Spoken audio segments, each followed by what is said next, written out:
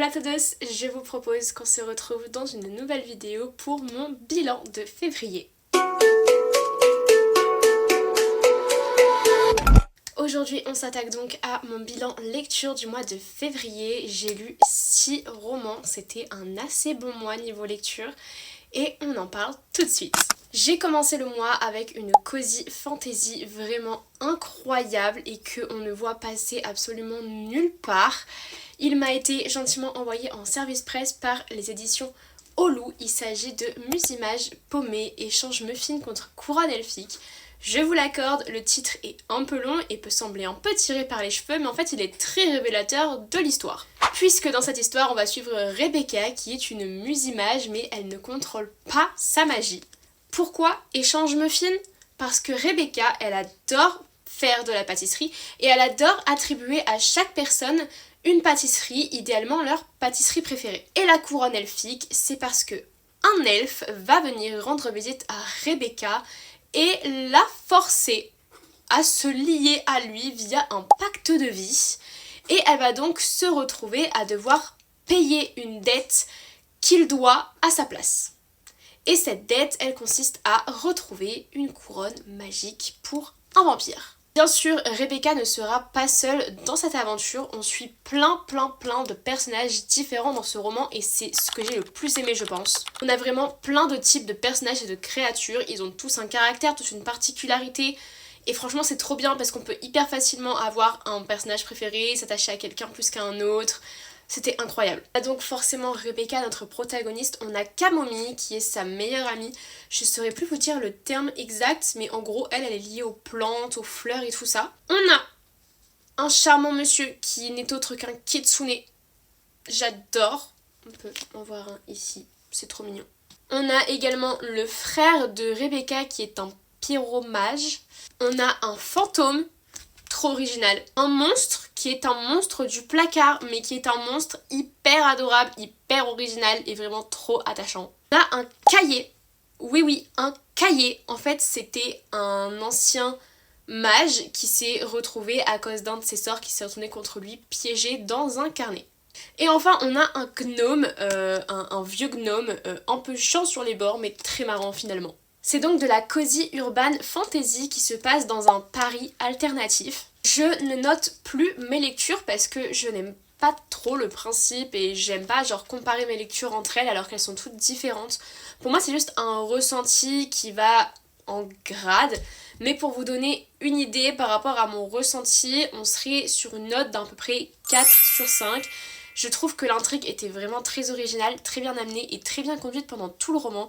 La plume est vraiment fluide, ça se lit très facilement. Le fait qu'il y ait encore une fois plein de personnages différents amène vraiment une dynamique à l'histoire qui est incroyable. Et c'est vraiment trop bien de se plonger dedans. Je pense que cette cosy fantasy mérite plus de lumière parce qu'elle pourrait vraiment plaire à beaucoup de personnes je pense. Si vous voulez débuter avec la fantasy par exemple et que vous voulez quelque chose d'assez léger mais qui ait quand même une réelle intrigue et qui soit quand même assez fun, assez marrant, franchement c'est parfait. Ensuite j'ai poursuivi le mois avec une lecture qui pour le coup ne pourrait pas être qualifiée de fun. Il s'agit de Immortal Dark de Taiges Girma qui m'a également été envoyé en service presse de la part des éditions Hachette Roman et qui était une lecture juste incroyable. Regardez-moi ça, les goodies, par pitié. J'ai donc reçu mon invitation à Huxley et je vous dis ce que j'en ai pensé. Immortal Dark, c'est un roman dans un univers qui mélange les humains et les vampires. On va suivre Kidan Adané qui est l'héritière de la maison Adané. Donc pour prendre sa place d'héritière, il faut qu'elle intègre l'université d'Huxley. Sauf que Kidan, elle en a pas franchement envie honnêtement. Mais elle va quand même y aller parce que à Huxley, il y a une cohabitation assez particulière entre les humains et les vampires. Les vampires sont assignés à certaines maisons et sont autorisés à boire le sang des humains qui viennent de ces maisons, parce qu'il n'y a pas que la maison Adané, il y a beaucoup de maisons de haut rang. Et si Kidan ne vient pas prendre sa place, c'est le vampire de sa maison qui la prendra pour elle. Sauf que le vampire de sa maison n'est autre que Susenios Sagad, un vampire qu'elle soupçonne d'avoir kidnappé sa sœur June. Donc là, pour Kidan, il est absolument hors de question qu'elle laisse sa destinée aux mains d'un vampire qu'elle pense qu'il a capturé et possiblement tué sa sœur. Donc, elle va accepter, elle va intégrer Huxley et elle va tout faire pour découvrir si Susenyos est bien le coupable ou non, tout faire pour retrouver sa sœur, bref, vous avez compris. Ce livre est rempli de vengeance, de vampires, de tensions. On est sur le premier tome d'une trilogie, c'est un slow burn, donc autant vous dire que la tension est réellement présente pendant ce premier tome. J'ai très hâte d'avoir les prochains, parce que je peux vous dire que la fin, mais vous n'êtes pas prêts. Vraiment l'intrigue est super bien faite parce que tout au long du roman, vous allez avoir d'autres mini-intrigues qui vont se rajouter et on va vous retourner le cerveau, vous allez vraiment vous dire mais en fait qui a fait quoi, qui dit la vérité, qui je peux croire parce que tout est fait pour que vous ne croyez en rien. C'est vraiment très immersif. La vibe académique est vraiment incroyable. Ça n'a pas été un coup de cœur, mais en termes de notes, on serait à un 5 sur 5. Vraiment, je n'ai pas de choses négatives à dire de ce roman. J'ai tout aimé, les protagonistes, leur dynamique, l'intrigue, l'action, la plume. Si vous n'êtes pas encore convaincu, vraiment, je ne sais pas ce qui vous manque. Peut-être mon avis sur l'autre réseau. Qui sait ? Ma prochaine lecture est encore une fois un service de presse de la part cette fois de chez Saxus Romance. Il s'agit de Cash de Jessica Peterson, le premier tome de sa saga Ranch Lucky Rivers. Je crois que c'est ça. Oui, c'est ça. Je suis un peu mitigée quant à cette lecture. J'ai aimé certaines choses mais moins aimé d'autres choses. Après, il faut savoir que je ne suis pas la plus grande amatrice de cowboy romance du monde non plus. Je n'ai lu que Flawless de Elsie Silver que je n'avais pas aimé. Celui-ci est quand même beaucoup mieux à mes yeux, mais je ne sais pas si je lirai les prochains tomes pour autant. J'ai assez envie de découvrir les autres frères, parce que du coup chaque tome est sur un frère. Mais en même temps, je sais pas, si ils ont tous cette même dynamique de smut, je ne suis pas sûre. Parce que du coup, oui, pour moi, le plus gros point négatif de ce roman, c'est vraiment le smut. Pour ceux qui me suivent, vous le savez, j'ai vraiment du mal avec le smut, ce n'est absolument pas quelque chose que j'aime. Et c'est une des nombreuses choses qui fait que j'en ai eu un peu marre de lire trop de romances et que je me suis diversifiée en genre. Quand il y a peu de scènes, ça passe. Quand elles ne sont pas très explicites, ça passe. Mais quand il y en a beaucoup, qu'elles s'enchaînent et qu'elles sont explicites, non merci, trop pour moi. Et là, c'est un peu ce qu'on a eu. C'était pas forcément bénéfique à l'histoire en plus, enfin je veux bien des fois que ces scènes peuvent apporter quelque chose si un des deux protagonistes a eu un trauma ou quelque chose ou que il y a les tropes sex friends ou bucket list etc. Là on est prévenu, on est préparé. Mais là il n'y a pas forcément de raison qui justifie qu'on ait eu autant de scènes détaillées qui s'enchaînaient. Donc ça m'a un peu gâché ma lecture et du coup l'autre moitié du roman je l'ai un peu lu avec des pincettes et plus avec autant d'envie. Dans ce roman on suit donc Molly qui apprend qu'elle hérite du ranch de son père et de sa fortune, ce qui l'intéresse le plus entre nous parce que le ranch, elle a vécu un peu quand elle était petite mais après elle est partie à la ville avec sa mère, elle n'y a plus jamais remis les pieds, elle n'a plus vraiment eu de relation avec son père. Donc le ranch ça l'intéresse pas trop, mais par contre l'argent ça l'intéresserait bien parce qu'elle est en train de monter sa propre marque de bottes de cowgirl et elle aurait besoin de fonds pour faire grandir sa marque et donc ça pourrait être bénéfique pour elle. Sauf que son père dans l'héritage a indiqué qu'elle hériterait des deux et que pour toucher l'argent elle est obligée de séjourner pendant 1 an au ranch. Pourquoi son père a-t-il demandé formellement à ce qu'elle reste au ranch alors qu'il n'a jamais rien fait pour qu'elle vienne au ranch avec lui? Molly se pose la question et je vous laisserai découvrir la réponse. Mais du coup de l'autre côté on a Cash. Cash il a un peu été élevé par le père de Molly, ça a été un peu sa figure paternelle. Cash et sa famille ils avaient déjà un ranch sauf qu'il a un peu fait faillite et le père de Molly a pris Cash et sa famille au passage mais surtout Cash sous son aile. Cash il s'est retrouvé assez jeune à travailler avec le père de Molly dans le ranch et à être très souvent au contact de cet homme qu'il l'a du coup considéré comme son propre père. Et il se demande un peu mais pourquoi il m'a pas laissé le ranch alors que c'est ce qu'il m'avait dit? Pourquoi il le laisse à sa fille qui n'est jamais venue lui rendre visite? Les deux se rencontrent, ils ont beaucoup d'a priori l'un sur l'autre. Molly, elle ne connaît pas forcément Cash, en vrai, il l'intéresse pas plus que ça, mais par contre Cash, il a beaucoup d'a priori sur Molly, parce qu'à ses yeux, elle est jamais venue rendre visite à son père, elle ne mérite absolument pas d'hériter de ce ranch, alors que ce n'est qu'une fille de la ville pourri gâtée qui en a rien à faire. Mais vous allez voir qu'il se trompe fortement sur son compte, que Molly est bien plus qu'une fille de la ville pour y gâter. Les deux vont apprendre à se connaître et en vrai j'ai beaucoup aimé cette partie du roman quand ils prennent le temps de se connaître l'un l'autre et de passer outre les préjugés qu'ils peuvent avoir. Franchement c'était super intéressant. J'aime beaucoup également le fait que Molly ait son entreprise de bottes. Ça montre que c'est une femme forte qui a créé son propre business, sa propre image. Et en tant que fan de mode, j'aime beaucoup que ce soit lié à la mode avec des bottes. Franchement, j'aimerais trop porter les bottes qu'elle crée, elles ont l'air incroyables. Donc dans l'ensemble, c'était une assez bonne lecture et vraiment s'il n'y avait pas eu tout ce rapport sexuel, ça m'aurait encore plus plu. Mais bon, il en faut pour tous les goûts. Si vous aimez ça ou que ça ne vous dérange pas tout du moins, vous allez encore plus aimer que moi. Si comme moi vous n'aimez pas trop, et bah comme ça vous êtes prévenus. Pour ma part, je ne sais pas trop du coup comme je vous disais si je lirai les autres tomes. D'ailleurs, je vous ai même pas montré mais le jaspage est quand même vachement beau. C'est que des tons de couleurs que j'aime, en plus franchement il est magnifique. Ensuite j'ai continué le mois avec une lecture qui n'a absolument rien à voir avec les précédentes et qui n'a rien à voir avec mes genres habituels non plus, puisque j'ai lu un classique, Frankenstein de Mary Shelley. J'avais regardé en décembre la dernière adaptation qui est sortie de Guillermo del Toro et je l'avais tout simplement adoré. Franchement pour moi ce film est un chef-d'œuvre. Et à Noël, on m'a offert cette magnifique édition de Frankenstein et j'étais trop contente parce que j'avais trop envie de le lire après avoir vu cette édition du film. Et ça tombait vraiment à pic. J'aime beaucoup la plume de Mary Shelley et la manière dont elle dépeint les personnages en les présentant sous différents points de vue qui racontent tour à tour leur histoire. C'est vraiment très bien amené, très bien fait et on découvre vraiment les personnages avec une vision très spéciale et très différente de ce qu'on peut voir habituellement mais que moi je trouve vraiment incroyable. Je pense que sur le papier vous connaissez un peu tous l'histoire de Frankenstein donc je vais pas en parler pendant 1000 ans. Mais bon voilà, je voulais quand même vous présenter ce magnifique objet livre. Pour moi, en termes de notes, on serait sur un 4 sur 5. Si vous avez l'occasion de le lire un jour, foncez. Ma prochaine lecture est le livre le plus gros que j'ai lu ce mois-ci et mon coup de cœur du mois. Je l'attendais avec impatience. J'ai foncé l'acheter en librairie dès le jour de sortie. Il s'agit de Our Vicious Lies de Lila Mars. Je vous en ai vraiment beaucoup parlé ici et sur l'autre réseau. C'était vraiment un coup de cœur monumental et j'en attendais pas moins de Lila Mars qui est une autrice que j'adore, mon autrice française favorite. Le livre est magnifique. Je sais qu'il peut paraître gros, mais croyez-moi, c'est pas suffisant. Quand on arrive à la fin, on en veut encore, vraiment. Je dis pas ça juste pour vous le faire acheter, c'est réellement vrai. Je n'ai pas dosé sur les post-it. Vraiment pas, mais ça valait le coup.